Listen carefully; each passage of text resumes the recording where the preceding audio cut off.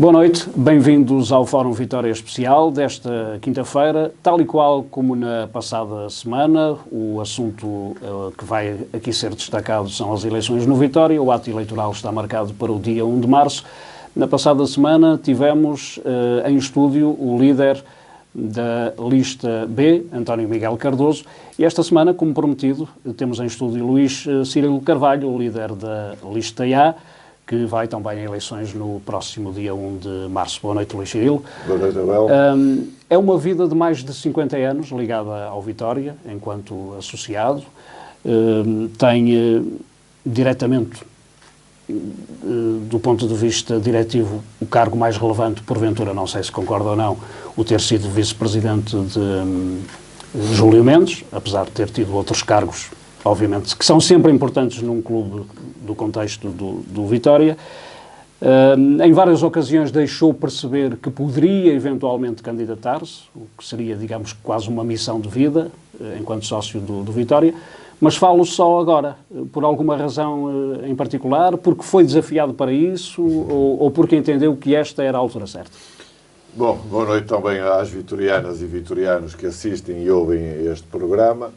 Fizeste um conjunto de questões, vamos ver se eu consigo responder de enfiada. A primeira é que, de facto, eu tenho 52 anos associado. Naquele tempo não havia o hábito de meter as crianças mal nasciam a sócios do Vitória e, portanto, meu pai fez-me sócio com 10 ou 11 anos e, por isso, já tenho o emblema dos 50 anos, mas não tenho, de facto, a idade associativa que tenho a idade de vida. E depois corrigi isso, naturalmente, os meus filhos e o meu neto são sócios desde que nasceram, e a minha sobrinha e por aí fora. Agora já é de outra forma. E, de facto, são 52 anos de associado, 60 anos quase a ver o Vitória, ainda vi um jogo, vê lá, no Campo da Amorosa, o único jogo que eu vi da primeira divisão do Campo da Amorosa deve ter sido o último que lá se jogou. E, portanto, é de facto toda uma vida ligada ao Vitória, como dirigente, essencialmente como associado e como adepto, que é o mais importante, mas também como dirigente, também colaborando na comunicação social, distrital, local, nacional, nomeadamente aqui na Rádio Santiago, no Desportivo de Guimarães. São realmente muitos anos de vida pública em torno do Vitória. E uma vida pública em torno do Vitória, da qual tenho muito orgulho. Como é evidente, eu servi o Vitória em várias circunstâncias, nomeadamente comecei como redator amador do Jornal do Vitória, no tempo em que ele se publicava em papel. Depois estive em várias direções, como sabes. O cargo mais importante, enfim, em qualquer lugar que se serve o Vitória é um cargo importante. Eu fui, de facto, vice-presidente. Sim, eu relevei esse, tendo em consideração que era um cargo de gestão, não é? Sim, mas no tempo do presidente António Pimenta Machado também fui secretário-geral do clube, que era o número 2 da direção, dado que nesse tempo não havia estatutariamente vice-presidentes. Era o presidente, o secretário-geral e os diretores. Eram outras orgânicas. Mas também tive muito orgulho em ter estado na mesa da Assembleia Geral durante o mandato, em ter sido presidente da comissão que comemorou os 75 anos do Vitória e em ter estado também a coordenar durante alguns meses a comissão que celebrou o centenário do clube. Portanto, é uma vida, de facto, em que o Vitória foi muitas vezes, quase sempre, a minha segunda família. E agora, respondendo diretamente à questão que eu formulei, o porquê agora? Olha, desde logo que as eleições são agora. Eu posso acrescentar eventualmente uma outra questão, sendo certo que há 3 anos o Vitória já estava em dificuldades, isso era sabido. E, portanto, na altura não equacionou a candidatura? Eu equacionei seriamente ser candidato em 2012.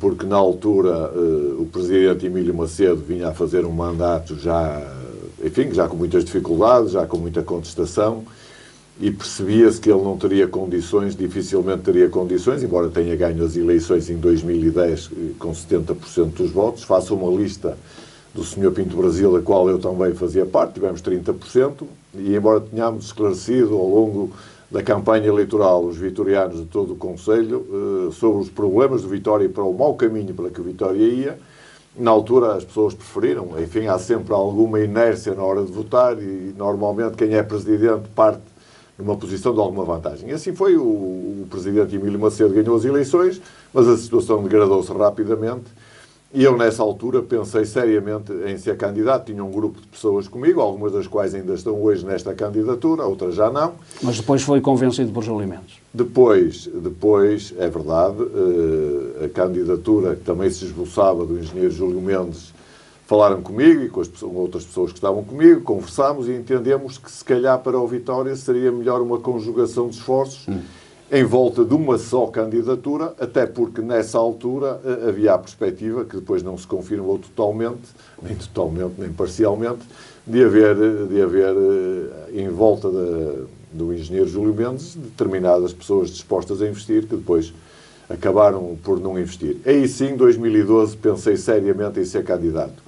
Depois não. Em 2018, quando o engenheiro Júlio Mendes se candidatou com o engenheiro Júlio Castro, eu nem estava em Guimarães nesse tempo, vivia em Lisboa, estava a trabalhar em Lisboa.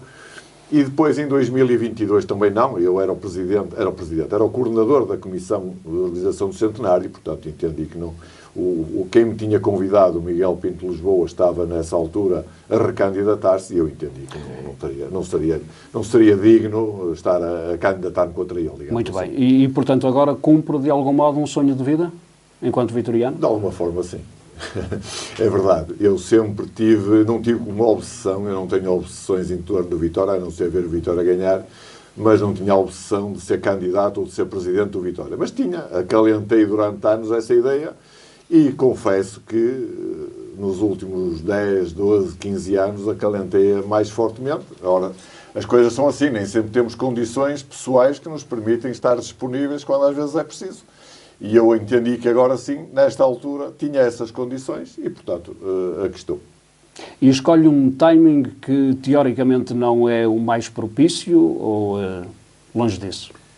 O timing Entendo a questão. Entendo a questão, claro, mas eu vou para esta candidatura com as pessoas que me acompanham, sem estar muito preocupados, a não ser com as condicionantes próprias da vida do clube, não estamos muito preocupados com esse tipo de timings. As eleições estão agora, foi agora que decidimos candidatar-nos e até, dando sequência, é preciso que se diga ao seguinte. Nós temos, ao longo da vida, de sermos coerentes connosco próprios. E a verdade é que eu, nestes 3 anos da direção do António Miguel Cardoso, pese embora ter havido aqui ou ali alguns pormenores em que ele esteve bem, e eu elogiei publicamente, eu não tenho problema nenhum em elogiar quando as coisas correm bem. Costumo dizer que para sermos credíveis na crítica temos que ser justos no elogio. Mas, realmente, nestes últimos 2 anos, se quisermos, o meu desagrado, o meu descontentamento enquanto associado com o rumo que o Vitória estava a levar, evidentemente que me levou a pensar cada vez mais que quando a oportunidade surgisse, se tivesse a tal disponibilidade pessoal, pois com certeza que poderia apresentar uma candidatura. Aliás, até cumprindo, de certa forma, a vontade do próprio António Miguel Cardoso, que dizia que quem critica deve candidatar-se. Pronto. Eu, como o critiquei várias vezes, cá estou a candidatar. O convite até foi dele, se quisermos levar isso com alguma ligeireza. Luís, eu sugiro que agora analisemos aqui 2 questões que têm merecido algumas intervenções, sobretudo nas redes sociais. E nós sabemos o que é que são as redes sociais. Eu creio que até o próprio Luís falou delas como um esgoto a céu aberto. Creio que foi essa a expressão que utilizou. Enfim, às vezes, infelizmente, é assim.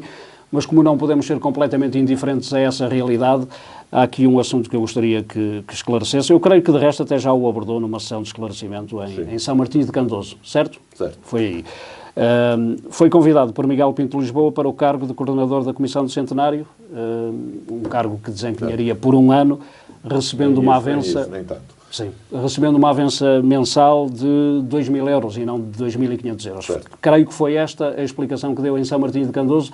Quero já agora aproveitar aqui esta entrevista para explicar isso. E agradeço muito a oportunidade que me dás de falar nisso. Eu tenho a noção perfeita que tudo isso que se passou desde 2022, de alguma forma o cargo que eu estava a desempenhar no Vitória foi uma arma de arremesso dos opositores ao Miguel Pinto de Lisboa contra a candidatura de Miguel Pinto de Lisboa, porque nesse tempo tudo servia para criticar quem estava em funções. Aliás, no Vitória, às vezes, caímos em alguns exageros. É autofagia, não é? De alguma forma. Mas também, por outro lado, prova que é um clube que é um clube com vida, é um clube de pessoas interessadas, e quando o debate, a crítica se fazem em termos educados, em termos corretos, no confronto das ideias, no confronto dos caminhos a seguir, não há problema nenhum. Eu até gosto disso, eu gosto imenso imenso do debate de ideias. Não gosto é de malcriados, nem de insultos, nem de ataques pessoais, como se vê, e por isso eu me referi ao esgoto a céu aberto, porque algumas pessoas, de facto, transformam as páginas de Facebook na casa de banho de casa deles, e ninguém tem que aturar isso. E podemos depois falar... E por isso é que os bloqueia? A questão seguinte era essa. Não, mas podemos arrumá-la já. Arrumamos já. Eu tenho redes sociais, tenho Facebook, tenho Instagram, tenho Twitter, tenho um blog há 19 anos, em pleno funcionamento. Hoje já não se usam muito blogs, mas o meu continuo a escrever regularmente nele. Eu tenho uma página de Facebook desde 2009 e nunca, na minha página de Facebook, alguém foi bloqueado, ou por divergência de opinião, ou por não estar de acordo comigo, ou por manifestar posições diferentes das minhas. Nunca. Nenhum para a amostra. Agora, alguns foram bloqueados, não sei quantos, mas foram alguns, umas dezenas deles ao longo dos anos, por malcriadice, por insolência, por ataques pessoais, por calúnias, por mentiras, e eu não tenho que aturar isso, obviamente, na minha página de Facebook, nem em lado nenhum.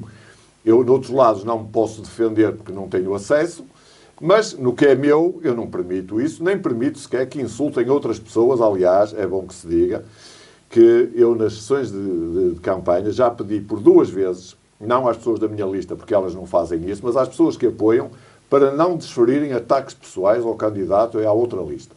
Confronto de ideias, debate de ideias, críticas ao que foi feito, críticas ao que não foi feito, sim. Agora, ataques pessoais, não. E já pedi isso 2 vezes, e gostava que o António Miguel Cardoso também pedisse isso publicamente, para ver se, de facto, elevando o debate, elevámos a vitória. É evidente que, se for eleito Presidente no dia 1 de março, vai ter de rever um pouco essa sua estratégia, não é? Vai ter de passar a lidar com tudo a partir daí. Eu fui Vice-Presidente do Vitória durante alguns meses. No tempo em que estava nas direções de Pimenta Machado não havia redes sociais, portanto esse problema não se punha. E no tempo que fui Vice-Presidente com o engenheiro Júlio Mendes, eu mantive sempre a minha página de Facebook aberta, falava lá com os associados do Vitória, respondia a questões que podia responder, outras dizia, olha, não posso, há coisas que são reservadas, e portanto eu não tenho nenhum problema comunicacional, nem nenhum problema no confronto de ideias. Aliás, na minha lista, tenho lá uma das pessoas que faz parte da lista, é uma das pessoas com quem, durante anos, eu mais discuti no Facebook. Tínhamos discussões acesas, mas verdadeiramente acesas. Mas sempre com lealdade, com respeito um pelo outro. Às vezes concordávamos, outras discordavam. Hoje está na minha lista. Portanto, eu não tenho problema com divergências de opinião. Tenho problema com malcriados. Isso não admito. Sei perfeitamente, até porque leio algumas coisas que se escrevem a propósito do António Miguel Cardoso, que se escreveram do Miguel Pinto de Lisboa, do Júlio Mendes, do Emílio Macedo da Silva, que eu, de facto, não posso subscrever aquilo, nem posso concordar. Nós, no Vitória, somos um clube vivo, de gente viva, mas tem que ser gente educada, gente correta.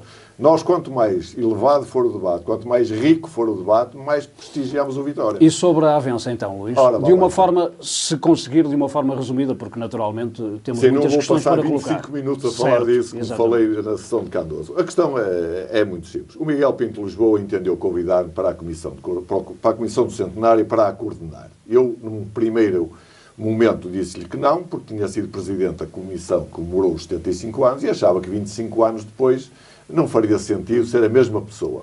Ele argumentou que queria que fosse, porque eu tinha experiência, e tinha, e porque já havia mais pessoas que estavam na Comissão do Centenário também com experiência de 1997, e queria que eu ficasse como coordenador a tempo inteiro da Comissão. E eu expliquei-lhe que em 97 vivia em Guimarães, trabalhava em Guimarães.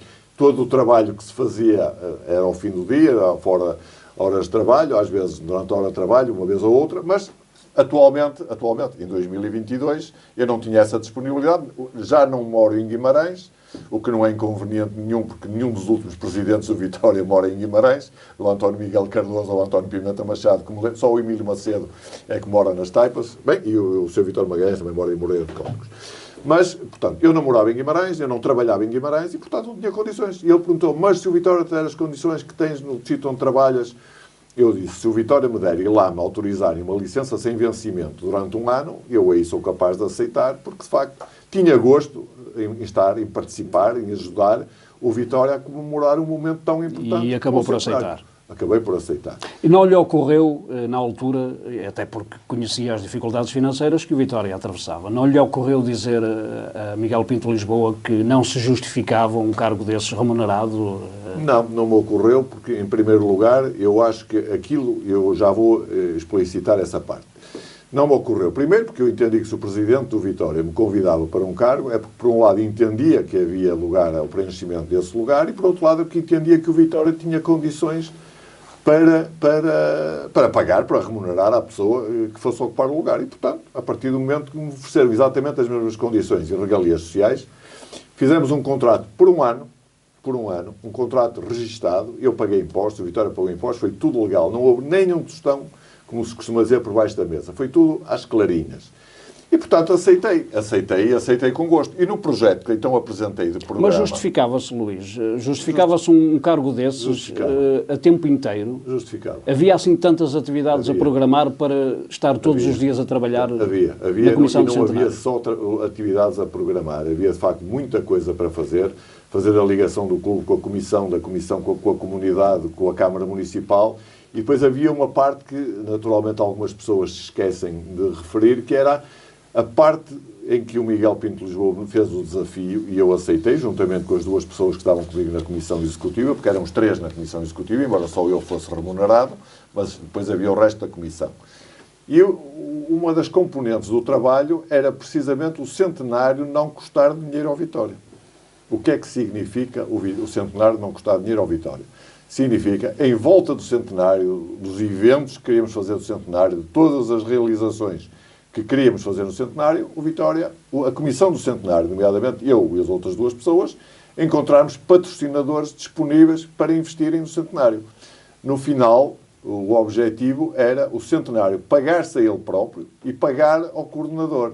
Ou seja, o Vitória não gastaria um tostão, digamos, 1 cêntimo, agora já não são tostões, sim, não gastaria 1 cêntimo com a Comissão do Centenário. Portanto, isso invalida por completo toda essa argumentação que foi expendida nas redes sociais e noutros sítios durante meses e meses, e ainda hoje é fácil encontrar isso, porque de facto o centenário pagava-se a ele próprio. E a prova que se pagava a ele próprio é que quando cessamos funções, quando cessei funções como coordenador da Comissão, mas não cessei funções da Comissão, continuei na Comissão até ao fim, a verdade é que deixámos mais de 30 mil euros de receitas no Vitória. E esses 30 mil euros de receitas que lá deixámos pagavam largamente o meu contrato e ainda pagavam algumas despesas.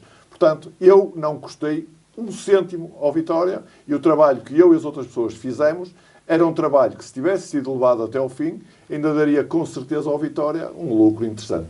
Porque, obviamente, a receita era toda para o Vitória. Muito bem. Vamos falar, então, de novo da sua candidatura. Há 3 anos, e há pouco assumiu que votou em Miguel Pinto Lisboa, sim, certo? E fez um texto nas redes sociais. Escreveu, eu vou recordar aqui uma frase que na altura escreveu no seu blog. Sim, senhor. É minha convicção que o Vitória não pode mudar de dirigentes a cada 3 anos, que o clube precisa de estabilidade, que não é o tempo de recomeços, mas sim de continuar um caminho que tem as bases programáticas necessárias a atingir o sucesso. Ora, eu depreendo que isso não se aplica agora.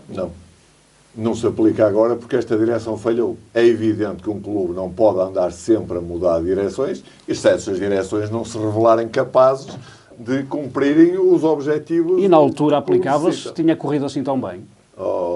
É assim, eu não quero fazer aqui o papel de advogado de defesa de uma direção de que não fiz parte, mas tenho a consciência de várias coisas.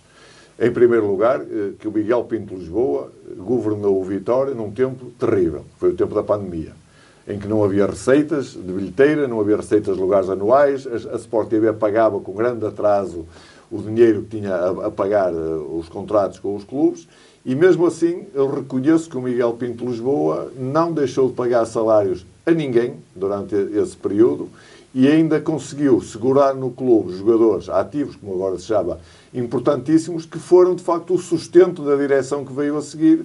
Porque se o Miguel de Pinto Lisboa, para fazer frente às dificuldades, tem vendido ao desbarato como o seu sucessor fez, se calhar o sucessor não se tinha aguentado nenhum ano. Mas segundo a direção que veio a seguir, isso feito muito à base, por exemplo, de antecipação de receitas. Sim, estamos a falar... É líquido isso? Não, é líquido, é evidente. É público que houve antecipação de receitas, mas não é verdade aquilo que o Presidente em funções disse outro dia, que não teve €1 de receitas televisivas. Não, teve 20% ano de receitas televisivas. E teve outra coisa, é que essa antecipação de receitas permitiu segurar os tais jogadores que não foram vendidos ao desbarato e que depois o atual Presidente, a atual administração da SAD, vendeu como muito bem entendeu, para fazer frente aos problemas do clube, dado que as outras soluções que diziam em campanha eleitoral terem, não tinham rigorosamente nenhuma. E, aliás, temos aqui a mais flagrante de todas elas, que eu vou mostrar, era que isto também está a ser visto em termos... que foi isto, a almofada financeira. Lembram-se da almofada financeira? Vamos falar disso. Vamos falar da almofada financeira. 10 milhões, juros 5,75. Foi transformada nisto. Num empréstimo de 11 milhões ou um juro que está aqui de 11%. Não é bem a mesma coisa. E, portanto, se aliarmos a essa história da almofada financeira que não existia, se aliarmos, por exemplo, ao falhanço até à data do negócio com a V Sports, de facto, compreende-se a importância que teve o espólio de ativos, digamos assim, que o Miguel Pinto de Lisboa deixou. Alguma coisa mudou para melhor nos últimos 3 anos ou foi tudo muito mal? Não, há uma coisa que mudou para melhor, de facto, foi a carreira europeia de Vitória esta época. E quanto a isso, obviamente, como vitoriano, estou satisfeito e dou os parabéns a quem contribuiu para essa carreira, porque, de facto, o Vitória há muito tempo que precisava de ter uma carreira europeia que nos recordasse os grandes tempos do passado, e este ano, em termos de Liga Conferência, tem feito, de facto, um percurso absolutamente impoluto, 10 vitórias e 2 empates. É certo que com 2 ou 3 equipas mais difíceis, as outras são equipas mais acessíveis, não são as equipas que põem o grau de dificuldade que se encontra, por exemplo, na Liga Europa, mas o Vitória é esta a competição que está a disputar e está a disputá-la muito bem. Eu só tenho a pena é que, de facto, tínhamos chegado a janeiro e o Presidente em funções tenha desbaratado essa equipa da forma que se sabe, o que põe em causa aquilo que, para mim e para muitos vitorianos, seria mais ou menos líquido, que era a possibilidade do Vitória ir muito longe na Liga Conferência, com todos os proveitos financeiros que isso traz e com a grande montra para os jogadores, que é disputar quartos de final, ou até meias finais, ou até a final de uma prova europeia. Portanto, presumo que essa seja a exceção e que, no que diz respeito ao resto, o seu projeto seja de completo rompimento com esta gestão. É evidente que há matérias em que nós temos que mudar de vida. Temos que mudar de vida, nomeadamente na área, em termos financeiros, porque, ao contrário de alguns arautos do bom sucesso, não é o mercado do bom sucesso, é do bom sucesso financeiro desta direção. A verdade é que há números que são públicos, estão nos relatórios e contas e que demonstram um preocupante agravamento do passivo do clube, na casa dos 20 e tal milhões de euros nestes 3 anos. E, obviamente, aí não só porque o caminho está errado, mas também porque o Vitória não consegue sobreviver se continuar neste caminho, nós vamos ter que inverter esse rumo. É necessário e apresentaremos atempadamente. Nós, neste momento, estamos à espera ainda que o Vitória nos forneça os dados contabilísticos, financeiros e uma série de outros dados que pedimos há 15 dias atrás, quando entregámos a candidatura. Formalizámos esse pedido com uma carta a pedir esses dados, ainda não nos foram entregues. Espero que durante esta semana, até ao final da semana, já não falta muito, que isso nos seja entregue, para depois podermos apresentar, de facto, aquilo que para nós é essencial, que é um plano consistente de redução do passivo. Quando o Luís disse, vivemos na aparência dos grandes negócios, mas a maior parte deles são ruinosos, está, obviamente, a englobar os 3 anos de mandato, independentemente de, aparentemente, neste último mercado, a matriz ter sido um pouco invertida. Bel, podemos começar precisamente pela matriz deste último mercado, que é... Não é tão líquido para si que tenha sido invertido o rumo? Não é. Não é de forma nenhuma tão líquido para mim. E eu acho que neste mercado, se me quiserem perguntar, dos negócios todos que foram feitos agora em janeiro, para lá do insólito, que é saírem 7 jogadores de um plantel, a maior parte deles titulares, a meio do campeonato, a meio da Liga Conferência, enfim, é insólito. Eu não tenho memória disso ter alguma vez acontecido no Vitória. Agora, se me perguntarem assim, um bom negócio, o Manu Silva. Acho que o Manu Silva foi um bom negócio. E do Alberto? Lá vamos. O Manu Silva foi um bom negócio, mas há coisas que é preciso a gente saber. O Manu Silva custou ao Vitória cerca de 1,5 milhão de euros, terá sido vendido por 12 milhões, mais 2 milhões de objetivos. Acho que é um negócio perfeitamente aceitável. Agora, falta é saber uma coisa, ou duas, nomeadamente, como é que o Benfica vai pagar o Manu Silva? Vai pagar tudo a pronto? Ninguém paga tudo a pronto. Vai pagar em quantos anos? 1, 2, 3, 4? E se forem 4, por hipótese, ou 3, ou 4... Como é que o Vitória, que precisa de dinheiro, imagino, precisa de certeza, como é que o Vitória vai buscar o dinheiro? Vai fazer uma operação de factoring? Quanto é que isso custa? Quanto é que essa operação vai abater à receita do Manu Silva? Bom, isso era bom saber-se, ainda não se sabe. Como há outras coisas que ainda não se sabe, eu acho que ainda hoje ninguém pode dizer que sabe completamente, embora a transparência tenha sido uma das bandeiras agitadas freneticamente na última campanha eleitoral, ninguém sabe exatamente os parâmetros do negócio do André Silva. Quanto é que custou, de facto, o André Silva ao Vitória? Quanto é que o Vitória recebeu pelo André Silva? Não sabemos. Mas o André Silva todas as explicações que foram dadas em Assembleias Gerais não são ainda válidas. Eu penso que não são completas, pelo menos. Eu não quero dizer que não sejam válidas, não são completas. Mas o André já nem é deste mercado. Deste mercado, de facto, que dos tais 7 jogadores que saíram, bom, o Alberto, vamos ver, o Alberto é um caso, de alguma forma, idêntico ao Manu, porque o Alberto também saiu para a Juventus, por valores, aliás, mais ou menos idênticos. Sim. Há lá uma cláusula que me parece não existir no negócio do Manu, que é para despesas adicionais ou coisa do género. Agora, eu acho é que, ao contrário do Manu, eu vou ser muito franco, eu no lugar do António Miguel Cardoso teria vendido o Manu Silva como ele vendeu. Não tenho dúvida nenhuma. O Vitória precisa de vender 1 ou 2 jogadores, não é 5 ou 6, é 1 ou 2, e o Manu seria, do plantel que existia há 2 meses atrás, seria aquele que eu de facto venderia, porque havia alternativas, não está em causa o valor do jogador, que é muito, teve agora aquela infelicidade tremenda, mas que faz parte da profissão, da lesão. E já para o Alberto não havia alternativas? Para o Alberto havia alternativas, mas o Alberto eu acho que era um jogador que se tem ficado no Vitória até o final desta época e ia-se valorizar ainda mais. Porque eu, ao contrário do... Mas isso para quem gera é sempre muito imprevisível, não é? É mais fácil para quem está de fora. Claro, para quem está de fora é fácil. Não há risco nenhum, é opinião, é dar opinião. Mas eu, como já lá estive, e portanto tenho alguma experiência do como as coisas são, eu sei, quer dizer, há tempos, às vezes não se vende... Olha, o caso do Tiago Targino, por exemplo. Todos nós nos recordamos que era um bom negócio que iam fazer, lesionou-se, lá foi, nunca mais se fez. E o Vitória andou a pagar ao Benfica durante anos. Isso é outra história que também eu nunca compreendi. Eu sei quando cheguei à direção com o engenheiro Júlio Mendes em 2012, ainda lá havia uma dívida do Targino. Mas também havia clubes que nos deviam do Targino, a quem o Vitória tinha emprestado. Pronto, mas lá está. Mas eu já entendi que para si são relativamente pacíficas as transferências do Alberto e do Manu. Aquilo que verdadeiramente o incomodou mais, pelo que depreendo, é a transferência do Caio. A do Caio incomodou bastante. Incomodou enquanto vitoriano e enquanto pessoa que gosta e, enfim, que tem a veleidade de perceber um bocadinho de futebol.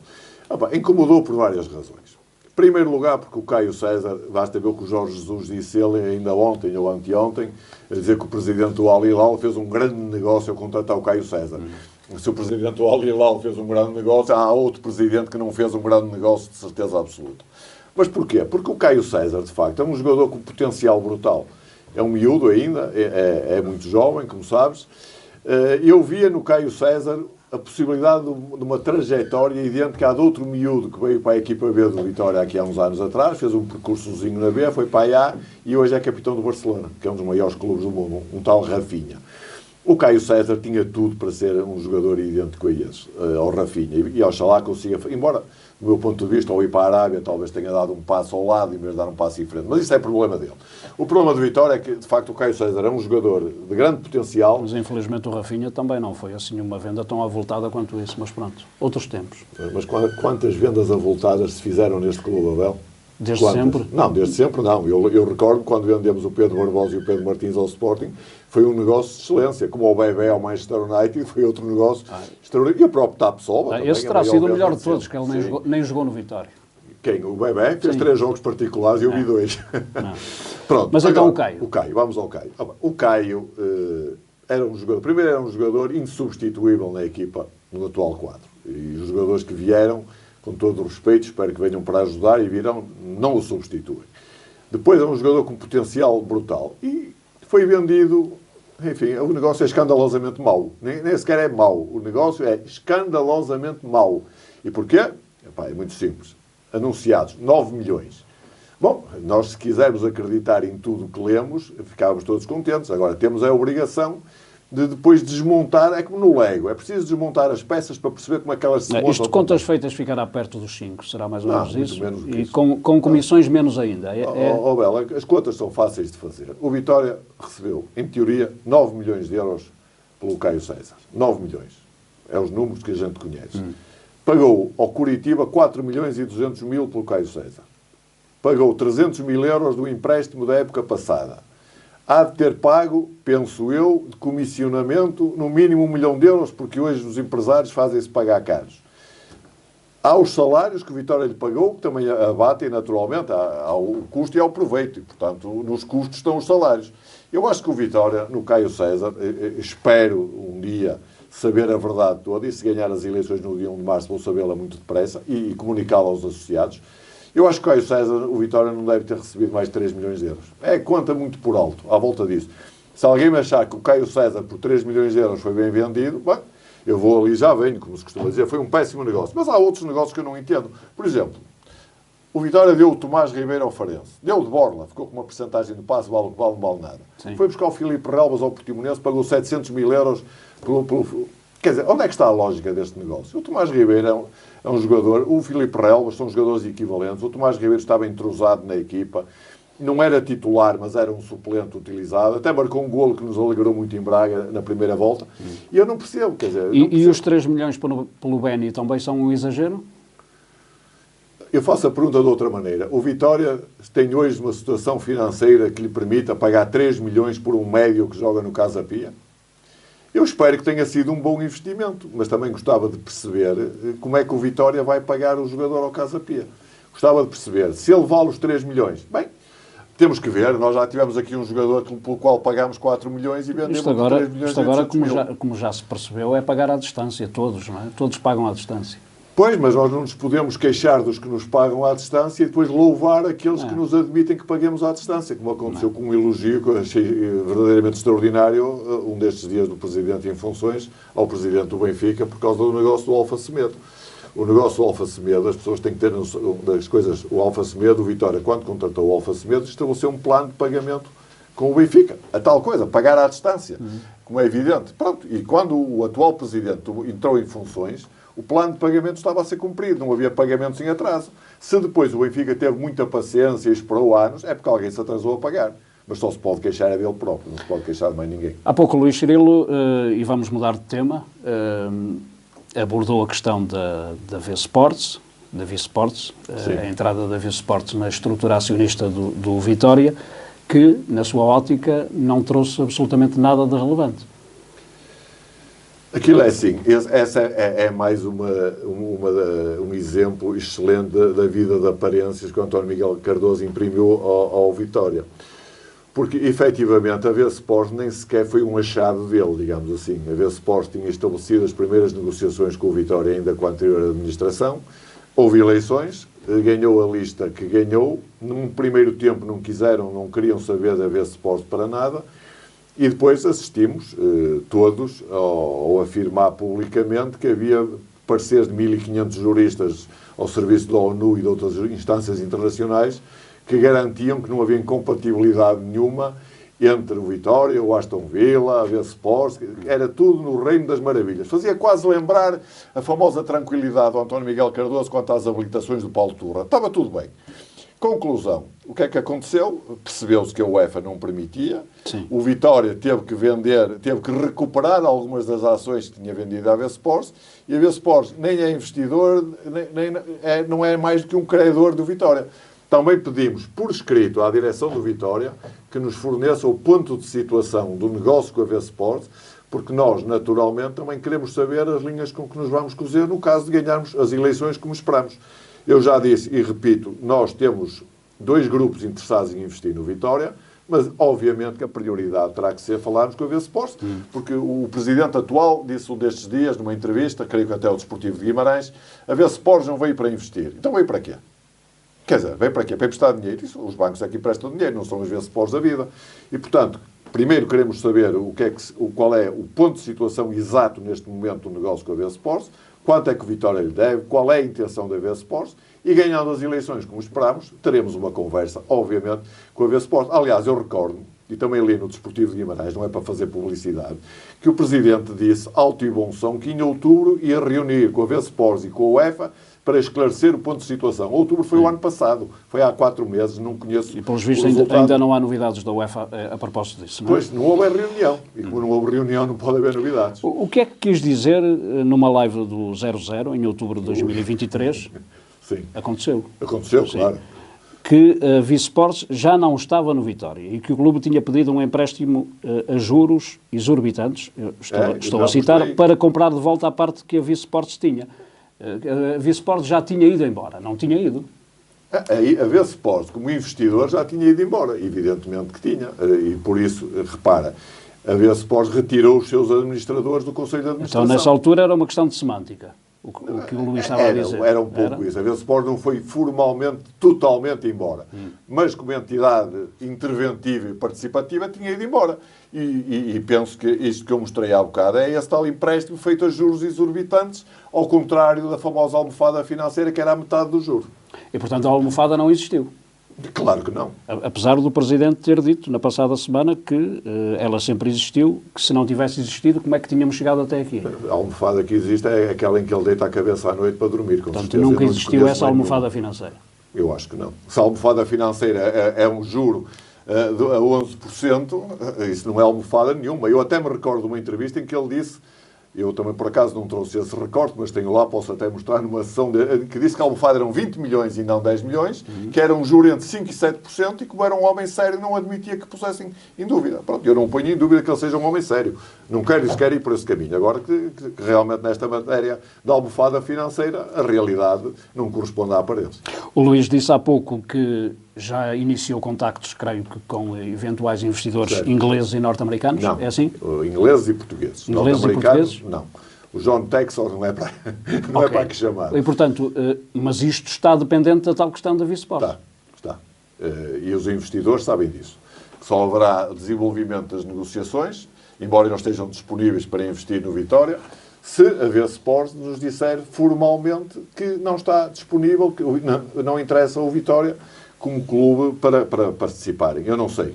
Como lhe disse, neste momento pedimos ao Vitória que nos desse o ponto da situação. Veremos o que é que o Vitória vai dizer. Se a Visports quiser continuar, teremos de negociar. Mas terá negociar a participação da Visports, claro. Comprar a negociação, a participação. Não, a Visports, se quiser continuar, terá de nos dizer em que qualidade quer continuar. Se for como financiador, não queremos. Okay. Se for como investidor, para nos ajudar a melhorar qualitativamente as nossas equipas profissionais, aí sim, negociaremos. Mas não estamos dependentes deles. Aliás, eu não me meteria nesta candidatura com as pessoas que estão comigo se não tivéssemos a garantia de que temos alternativas caso a Visports falhe. Sendo intocável a maioria de capital de Vitória. Isso comigo é completamente impensável o Vitória não ser maioritário na sua sala. Eu dou-te um exemplo a propósito disto. Eu sou casualmente, olha, a propósito dessa live que falaste do 00 do atual Presidente do Boa Vista, sou amigo dele, do Rui Garrido Pereira, que fizemos programas durante anos juntos e ficámos com uma boa amizade. E ele está agora com um problema terrível do Boa Vista. Ele é Presidente do Boa Vista, ganhou as eleições no Boa Vista, mas não manda na SAD, porque tem o tal famoso investidor, o Gerardo Lopes, não é? Que já faliu o Bordeaux e por aí fora. E agora, esta semana, contrataram um treinador para o Boa Vista, à revelia do Presidente do Boa Vista. E contra a vontade, penso eu, do Presidente do Boa Vista. Mas isso no Vitória parece que nunca irá acontecer, porque aparentemente há um ponto de consenso entre todos os candidatos, aqueles que foram eleitos e os não eleitos, sempre defenderam o mesmo relativamente a isso. Eu só falo por mim. Eu, comigo, como Presidente do Vitória Sport Clube, nunca o Vitória Sport Clube Futebol SAD terá outra maioria que não seja do Vitória Sport Clube. E outra garantia posso dar aos sócios hoje. Jamais os encostarei à parede a dizer ou vendemos a maioria do capital ou fechamos portas. Disso podem estar absolutamente certos. É inegociável a nossa maioria na SAD. Luís Cirilo, em 2022 o passivo era de 46 milhões, agora já passa dos 70, portanto esta também é uma frase sua. É uma frase minha que vem do relatório e contas. Sim, está no relatório certo. E contas. É uma frase sua agora já em plena campanha. Acredito que naturalmente ouviu ou leu a entrevista do Presidente aqui neste mesmo espaço, na passada semana, a tentar, na sua ótica, desmontar esta sua versão das contas, dizendo que inclusive já deu as explicações que tinha a dar nas Assembleias Gerais, portanto, não o convenceram. Não convenceram. A mim o que me convence são os números oficiais. E se ele agora, dos dados contabilísticos e financeiros que pedimos e que ainda não nos foram facultados ao fim de 15 dias, faz hoje, quinta-feira, 15 dias, ainda não nos foram facultados, quando forem, veremos o que é que os números dizem. Ele disse aqui nesta mesma entrevista de que estou a falar que já houve uma abordagem informal para tratar desse assunto. Houve ou não? Não. O que houve foi o seguinte. Nós, no dia em que entregámos a candidatura, faz hoje 15 dias, precisamente, entregámos também uma carta a pedir uma reunião com a área financeira do clube e com o Conselho Fiscal e depois, posteriormente, pedimos uma reunião com a tal Comissão de Revisão dos Estatutos, que não interessa para este caso aqui. Sim. Pronto, ainda não houve a reunião com o Conselho Fiscal e ainda não temos os dados contabilísticos que pedimos. Agora, se chama ou entregar uma carta uma abordagem informal, sim, pronto. É uma abordagem informal, é pedir dados, pedir esclarecimentos e pedir realmente que sejamos informados, até porque há promessas do atual Presidente que não foram cumpridas. Por exemplo, ele no programa eleitoral, se quiseres ver o programa eleitoral dele há 3 anos, ele prometeu que faria uma auditoria às contas do clube mal tomasse posse. Nunca fez. Porquê? Porquê? Essa questão foi colocada na passada semana. Ouviu a resposta? A auditoria, onde é que está? Não o convence a resposta também. Que a auditoria, se tiver de ser feita, neste caso, será feita por uma empresa à escolha do Luís Cirilo, se o Luís Cirilo ganhar as eleições. Isso será. Isso ele pode ter a certeza que se eu ganhar as eleições vamos ter uma auditoria. E, portanto, mas vamos ter mesmo. E, portanto, é assim. Bel, é assim e tem que ser assim. Não pode ser de outra maneira. Aliás, eu vou ler aqui uma coisa, se me permites. Não há nada como o que está escrito. Isto é o programa eleitoral do António Miguel Cardoso de há 3 anos. E aqui, nas medidas não é nas medidas a implementar. Onde é que está isso? Vamos lá ver. Nas medidas a implementar, ponto 1.1. Não é essa. Ponto 2.1. Realizar imediatamente uma auditoria às contas da SAD e do clube para se esclarecer a real situação do Universo Vitória Sport Clube. Foi ele que prometeu há 3 anos realizar imediatamente. Mas ainda te vou ler uma coisa melhor e é bom que os vitorianos e as vitorianas que nos estão a ouvir atentem nisto. Ponto 2.2. Eu vou ler devagarinho, que é para toda a gente perceber bem o que está aqui. Efetuar uma auditoria às contas da SAD e do clube no 3º ano de mandato, agora, 3º ano de mandato, dando conhecimento aos associados e consulta às listas candidatas ao ato eleitoral seguinte. Ele não só prometeu fazer uma auditoria imediatamente quando ganhasse as eleições, depois deste ganho, como no final do mandato. Como prometeu fazer no final do mandato e dar conhecimento dela aos vitorianos, às vitorianas e às listas concorrentes. Nada disso foi feito. Porquê? Porquê é que o António Miguel Cardoso falhou as 2 promessas? Porquê é que ele tem medo? Porquê é que ele não fez uma auditoria às próprias contas? Tem medo de quê? Isso é que ele devia ter dito aqui na entrevista e não disse. Que é uma questão relevante. Está aqui, escrito, uma auditoria à entrada, uma auditoria à saída. Vai sair sem auditoria. Luís Cirilo, um clube grande com um palmarés pequeno, como é que se propõe a alterar este registro histórico? Abel, eu faço parte daquele lote de vitorianos e há muitos que foram ver 5 finais de taça e só ganhámos uma. Nas 5. Eu vi 5 finais ao vivo e só ganhámos uma. Como é que sai daqui? Nós temos perdido muito tempo. Temos perdido o projeto que havia definido em 2012 e que teve um sucesso imediato, mas foi casualmente, foi por muito por mérito da equipa técnica, dos jogadores e da direção que lá estava. Com o alinhamento dos astros também. Não é? Com o alinhamento dos astros, mas ganhámos a Taça de Portugal, 1 em 7. Claro. Jogámos 7 finais, ganhámos 1. E o que estava previsto já nesse projeto que na altura havia do Vitória era uma aposta fortíssima na formação. Na formação desde os Afonsinhos até à equipa B. Nesse ano, como te lembras, foi criada a equipa B, que se transformou imediatamente num excelente fornecedor da equipa principal. Mas isso não está a ser feito agora? Está a ser feito, mas não está a ser feito da forma como devia. E aí não responsabilizo só a atual administração.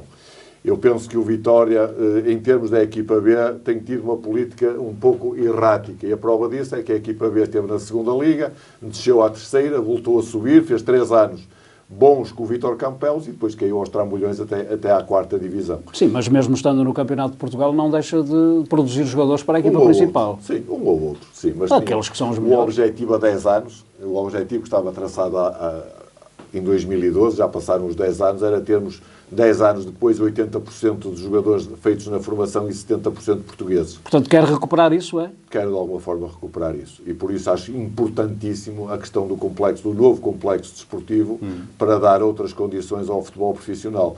O Vitória anda há 15 anos, talvez, a falar de um novo complexo desportivo. Temos assistido... Mas, Luís, um programa de há 10 anos... Ideias programáticas de há 10 anos não estão desfasadas agora? Não estão. Naquilo que elas não foram cumpridas, não estão desfasadas.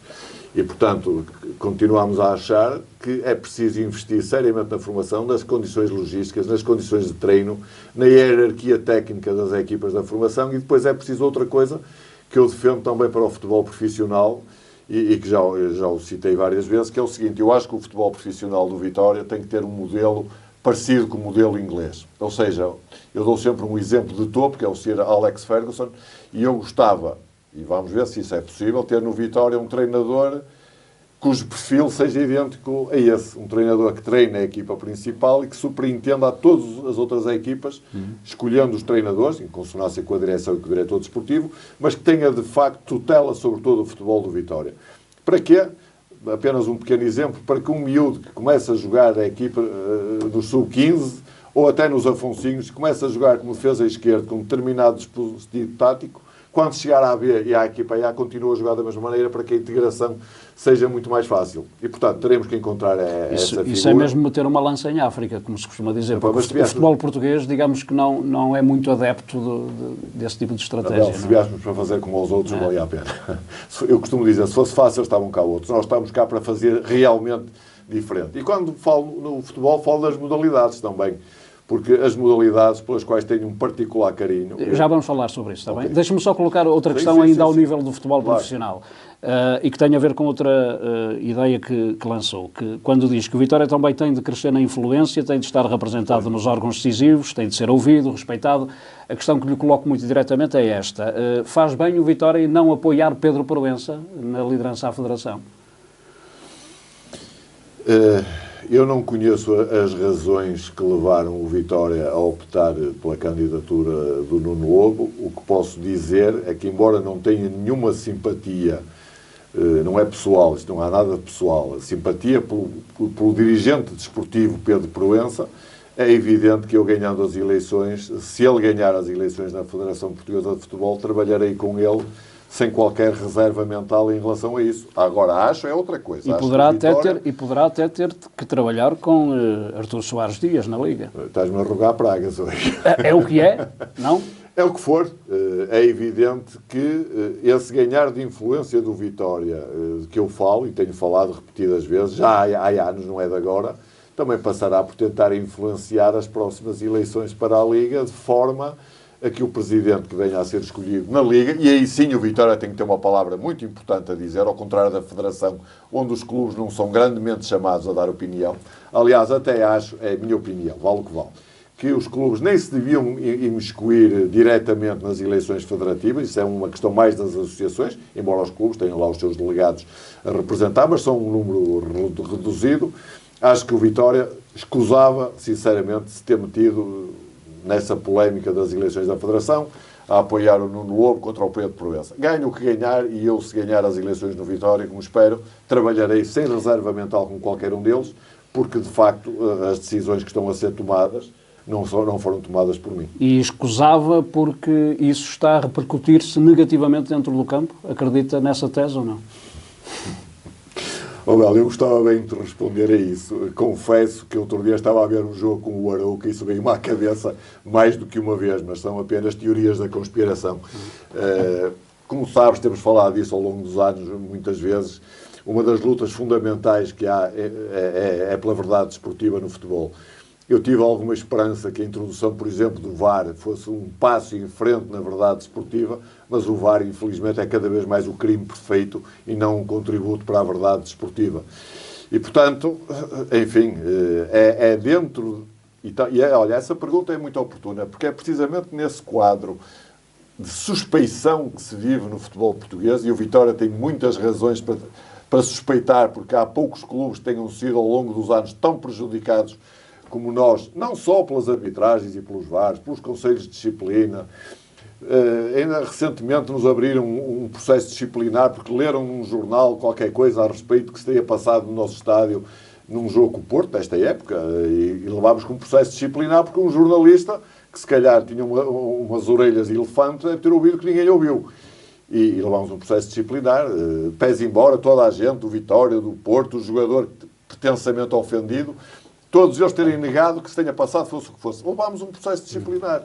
Quando a gente vê, às vezes, noutros estados, passarem-se coisas bem piores e passam completamente incólumes. É aí que o Vitória também tem que ganhar influência. E como é que ganha essa influência? Bem, desde logo, tentando estar representado na direção da Liga, tentando, em relação à Associação de Futebol de Braga, que é uma área que o Vitória tem descurado nos últimos larguíssimos anos. Eu diria que a última vez que tivemos, de facto, influência na Associação de Futebol de Braga foi no tempo do Sr. Gil Mesquita. O Vitória tem um ex-presidente agora na direção da Associação de Futebol de Braga. Tá bem. Um ex-vice-presidente. Tá bem. Peço desculpa. Está bem. O Armando Guimarães. Eu repito, a última vez que tivemos, de facto, influência foi quando o Sr. Gil Mesquita, um grande vitoriano já desaparecido, foi presidente da Associação de Futebol de Braga. Aí sim o Vitória tinha influência. Tem tido outras pessoas ao longo dos anos. Mas não com essa influência. Epá, eu quando vejo numa final de taça Vitória-Benfica, os bilhetes que vêm para a Associação de Futebol de Braga irem parar à mão de adeptos do Benfica, como é que eu posso achar que o Vitória tem influência? Não tem, evidentemente. Não se faz respeitar. Tem que fazer. E isto não é um problema só do António Miguel Cardoso. Isto é um problema que já vem muito lá de trás. Do final do século passado, se quisermos. Vamos então às modalidades. Vamos lá. Têm sido tratadas com displicência? É assim, vamos lá ver. As modalidades são o grande contribuinte líquido para a nossa sala de troféus Edmuro Pinto Ribeiro. É nas modalidades que ganhamos títulos nacionais absolutos, no voleibol e no polo aquático. Ganhamos taças de Portugal no polo aquático, no basquetebol, no voleibol. Nos esportes de luta temos títulos nacionais, internacionais, mundiais e, portanto, as modalidades têm dado um contributo extraordinário ao Vitória. E, portanto, eu acho que esse contributo que as modalidades têm dado já merecia da parte do Vitória outro apoio, outra organização, outro investimento. Eu tenho a certeza absoluta, tanto quanto se pode ter uma certeza dessas, que há poucos anos atrás o Vitória não foi campeão nacional de basquetebol, foi 2 anos seguidos, como te lembras, vice-campeão nacional, era nosso treinador o Fernando Sá, e não fomos campeões porque o Vitória não investiu o mínimo dos mínimos no basquetebol. Havia pessoas, patrocinadores privados, entre os quais o Pedro Guerreiro, por exemplo, e a sua empresa, que ajudaram muito o basquetebol do Vitória. Porque se o Vitória tivesse investido mais um bocadinho, pois seguramente já teríamos sido campeões nacionais de basquetebol, como já teríamos sido mais vezes campeões nacionais de voleibol, e é esse caminho que eu quero retomar. Quando o Vitória investiu um pouquinho mais no voleibol e foi campeão nacional, depois, mais à frente, a coisa não correu muito bem, desse ponto de vista. Pois, não correu, mas devia ter corrido. E lá está, é tal a falta de uma aposta consistente, em continuidade, com objetivos traçados e que permita, de facto... Portanto, tem que ser uma aposta consistente, mesmo do ponto de vista financeiro e não isolada, para ganhar um campeonato. É isso?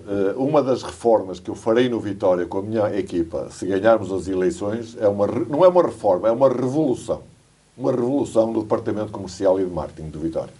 Tem que trabalhar muito mais, tem que trabalhar muito melhor, vão ter objetivos de conquista, de obtenção de patrocínios muito mais elevados, porque é absolutamente inaceitável vermos o Vitória jogar com o Benfica, como no sábado passado, e as camisolas de basquetebol do Vitória não têm patrocínios. Isto é completamente inaceitável. E, portanto, o Departamento Comercial e de Marketing não se vai limitar a vender os camarotes, umas boxes, umas coisas assim. Vai ter que trabalhar seriamente em arranjar patrocínios para o futebol, mas arranjar também patrocínios para as modalidades. E o Vitória hoje está na primeira divisão no basquetebol, no voleibol, no handball, é uma potência no polo aquático, ganhou 4 campeonatos nacionais, embora o atual presidente tivesse ligado muito pouco a isso, mas a verdade é que os ganhou. E, portanto, essas modalidades que estão lá em cima, e eu não admito que o Vitória tenha modalidades a disputar, de primeira equipa, digamos assim, a disputar outras provas que não a primeira divisão, essas modalidades terão que ter, da parte do Departamento Comercial e Marketing do Vitória, terão que ter os meios necessários a poderem subsistir. E tem que ter outra coisa, naturalmente. E isso aí é um assunto que eu também irei tratar o mais depressa possível. Tem que ter espaços para treinar.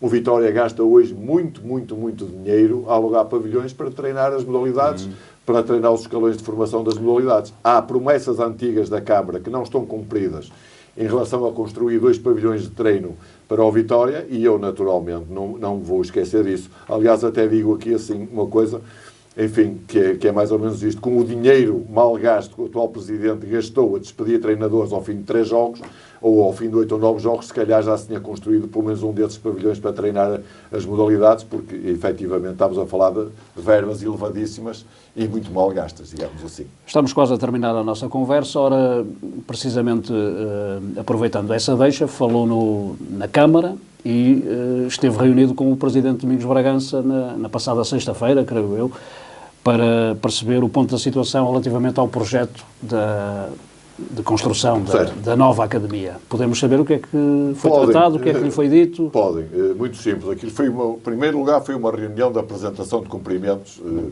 como é normal fazer-se. Ele próprio disse que todas as listas candidatas aos órgãos sociais de Vitória nos últimos anos têm lá ido cumprimentá-lo. Mas foi também uma reunião de alguém que está a entrar, que é o meu caso, e de alguém que está a sair, que é o caso do Dr. Domingos Bragança, porque, como se sabe, não pode ser candidato a novo mandato. E, portanto, ele o que nos disse em traços gerais foi que, de facto, se calhar faria mais sentido termos uma conversa pormenorizada depois de eu ganhar as eleições, se as ganhar, se não as ganhar, essa conversa não fará sentido, e depois terei de conversar também com o Ricardo que ganhar. Como sabes, há 2 Ricardos na disputa, a partir de um deles ganhará, não se prevê que ganhe outro, mas eu hoje, dessas guerras políticas, estou reformado, como se costuma dizer, e, portanto, se ganhar as eleições, terei uma conversa muito séria com quem ganhar a Câmara em setembro, para agilizarmos não só a questão do complexo desportivo, mas também a questão desses tais 2 pavilhões de treino que estão a fazer muita falta ao Vitória. Nós estamos a falar aqui de um projeto que não é de um presidente, é um projeto que já tem muitos anos no papel. E a verdade é que mesmo que a Câmara Municipal providencie os terrenos, que à partida serão ali naquela zona de Silvares Ponte, depois ficam lá os terrenos, não é? E dinheiro para construir. Bom, essa é uma boa questão, mas é evidente que para isso também há solução.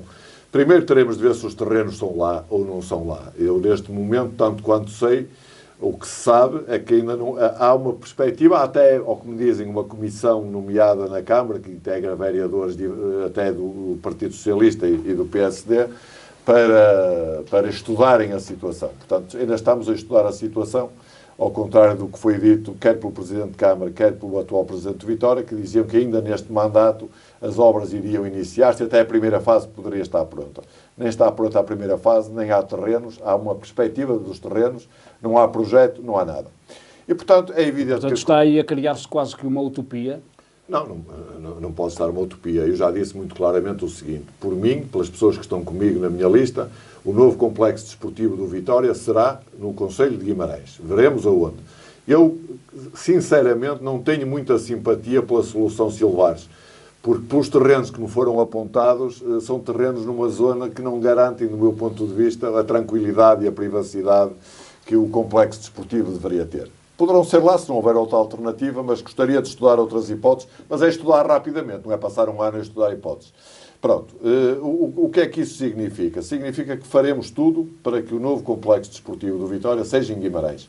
Se Guimarães não quiser realmente dar passos decisivos e rápidos nesse sentido, também não terei problema nenhum em falar com outras autarquias aqui à volta que garantam ao Vitória isso. A partir desse momento, é evidente que não é só os terrenos, é preciso construir o complexo desportivo. E aí, com certeza, que ou a Câmara de Guimarães ou outra Câmara onde façamos o complexo também terão que ter a sua cota à parte, e o Vitória, naturalmente. Aliás, um dos grupos com quem tenho falado de investidores estão disponíveis para investirem não só no novo complexo desportivo, mas também para investirem na conclusão do mini-estádio, que é uma obra que está parada há 3 anos e que tanta falta faz para os espectadores, para os vitorianos, poderem assistir com o mínimo de conforto aos jogos da equipa B, do Sub-19 e de outras equipas da formação que joguem lá. Eu ainda na sexta-feira, no sábado passado, estava em Famalicão à chuva, estávamos à chuva a ver o Vitória, daquele estádio primitivo, que de facto hoje é inaceitável a Primeira Liga jogar-se num estádio com bancadas descobertas e estava precisamente a pensar isso. E sobretudo num clube que fez 100 milhões em transferências nos últimos anos. Mas pronto, mas isso é problema deles. É problema deles e é só uma parte. É problema deles. E uma vez por ano é problema nosso quando lá vamos e está muito calor. Já lá apanhei muito calor. No sábado apanhámos chuva e no nosso mini estádio isso não vai acontecer seguramente. Aliás, nas infraestruturas não é só isso que nós queremos fazer. Nós também queremos, de forma faseada, proceder a algumas remodelações no estádio Dom Afonso Henriques, que está a precisar de algumas intervenções em termos de recuperação, de beneficiação, de dar melhores condições aos associados e aos espectadores que venham a Guimarães e que, pagando o seu bilhete, têm direito a serem bem recebidos e a serem bem instalados. E há uma outra questão que eu quererei falar com a Câmara e quererei falar também com quem for necessário, eventualmente com o Governo, não será difícil, que é a questão do pavilhão do Inatel. O Vitória, a minha lista, se ganharmos as eleições, vamos procurar que o pavilhão do Inatel passe a ser um pavilhão do Vitória, ainda que tenhamos que eventualmente o comprar. Porquê? Porque o pavilhão do Inatel está ao lado do nosso estádio e isso permitirá uma sinergia engraçada, que é fazer jogos das modalidades, especialmente do handball, porque para o voleibol acho que não tem a altura necessária, mas quer do handball, quer até do basquetebol, com algumas obras que são necessárias, podemos fazer lá jogos antes dos jogos da equipa no estádio de futebol ou depois. Aliás, é exemplo, como sabes, do que acontece no Benfica, no Porto, no Sporting, sim, em que de facto as pessoas acabam de ver um jogo e vão ver outro. Acho que o pavilhão do Inatel reúne essas condições e, portanto, se ganharmos as eleições, vamos falar com a Câmara e com o Inatel para ver o que é que se pode fazer. Fica essa novidade no fecho desta nossa conversa. Luís Cirilo, muito obrigado. Muito obrigado. O candidato da lista A à presidência do Vitória. Boa noite. Voltamos na próxima semana com o Fórum Vitória, sendo certo que está praticamente definido um debate entre os candidatos Luís Cirilo e António Miguel Cardoso, que vai decorrer neste mesmo espaço. Boa noite e então até para a semana.